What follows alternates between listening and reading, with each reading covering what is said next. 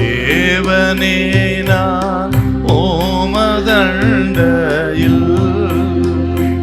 இன்னும் நெருங்கி சேர்வதே என் ஆவல் பூமியில்.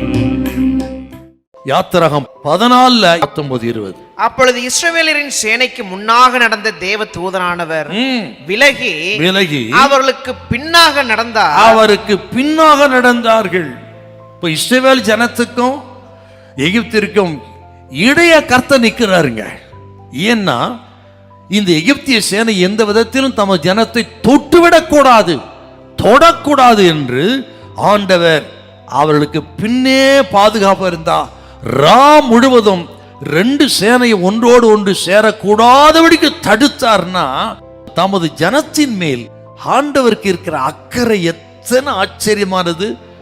தமது ஜனத்தை ஒருவனும் தொடக்கூடாது, எகிப்திய சேனை தொடக்கூடாது என்று பத்திரமா பின்பக்கத்தில் வந்தார் என்றால் நம்மை பத்திரமாய் வழிநடத்துகிற தெய்வம் நம்மோடு இருக்கிறார்.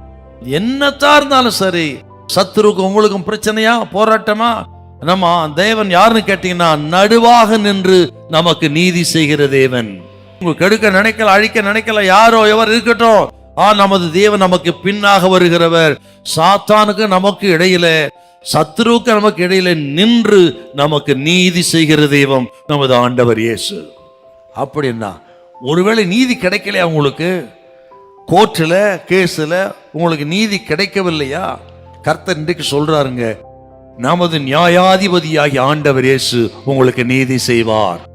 பல வருட கோர்ட்டு கேஸில் இருந்து உங்களை கர்த்தர் ரிலீஸ் பண்ணி விடுவார்.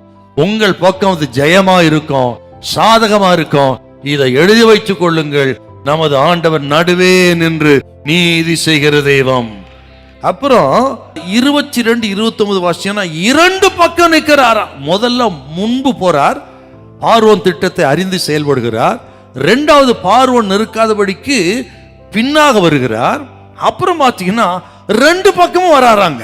என்ன ஆச்சரியம்! தமது ஜனத்துக்கு இப்போ இந்த செக்யூரிட்டி கார்ட்ஸ் மாதிரிங்க, ராணுவத்துல அல்லது போலீஸ் டிபார்ட்மெண்ட்ல கார்டுங்க இருக்காங்க பாருங்க, அத போல கர்த்தர் தமது ஜனத்துக்கு பாதுகாப்பு. அதுக்கு பேர் தான் கிருபை சூழ்ந்து கொள்ளன்னு அர்த்தங்க.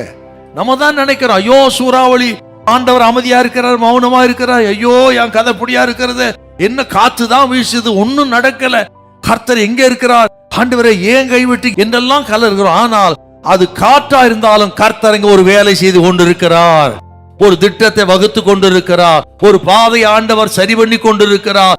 ஏற்ற நேரத்துல பாதை தெரியும், கடலின் ஆழத்துல பாதை உண்டு பண்ணுகிறதே உங்களை வழி நடத்துவார். நீங்கள் ஒருபோதும் தோற்று போக விடவே மாட்டார். ஹல்லேலூயா, ஹல்லேலூயா.